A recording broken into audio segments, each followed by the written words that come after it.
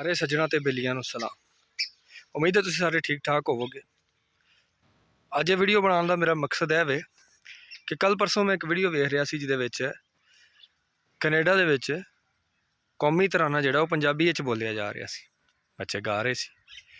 ਤੇ ਸਾਡੇ ਮੁਲਕ ਵਿੱਚ ਅਸੀਂ ਪੰਜਾਬੀ ਨੂੰ ਸਕੂਲਾਂ ਦੀ ਜ਼ੁਬਾਨ ਤੋਂ ਹਟਾ ਦਿੱਤਾ, ਅਸੀਂ ਪੰਜਾਬੀ ਮੀਡੀਅਮ ख़त्म कर ਦਿੱਤੇ ਤੇ ਹੁਣ ਸਾਡੇ ਬੱਚੇ ਪੰਜਾਬ ਦੇ ਬੱਚੇ ਉਰਦੂ ਬੋਲਦੇ ਫਿਰਦੇ।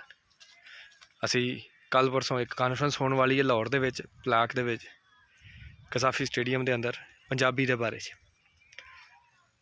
उस ਕਾਨਫਰੰਸ ਤੋਂ ਮੈਨੂੰ ज़्यादा तवक्को नहीं है, होनी चाहिए है, अच्छी गल है, लेकिन तवक्को इसलिए नहीं है कि जो मुढ़ है ना उत्थे असी पंजाबी नूं पानी नहीं ला रहे, उत्तों असी जिन्नी मर्जी वो दरेशी दरूशी करके वो उत्ते रंग बूटे ला दईए कि असी मुढ़ च पानी नहीं ला रहे, असी निक्के निक्के बच्चों नूं पंजाबी नहीं सिखा रहे।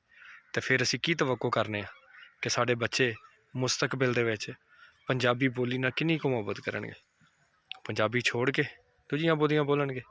फिर इस दास्तान नूं कोई बोलण वाला भी नहीं होएगा कि पंजाबी कोई बोली हुंदी भी सी।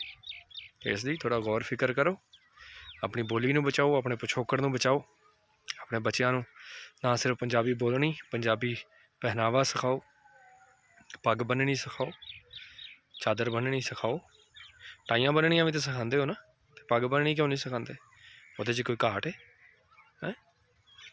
इसलिए थोड़ा सानू सारिਆਂ ਨੂੰ गौर करने की लोड़ है तो अपने अगली नस्ल वास्ते, अपनी आउंदी पीढ़ी वास्ते पंजाबी नूं बचा के सांभ के उन्हां दे हवाले करन दी लोड़ है।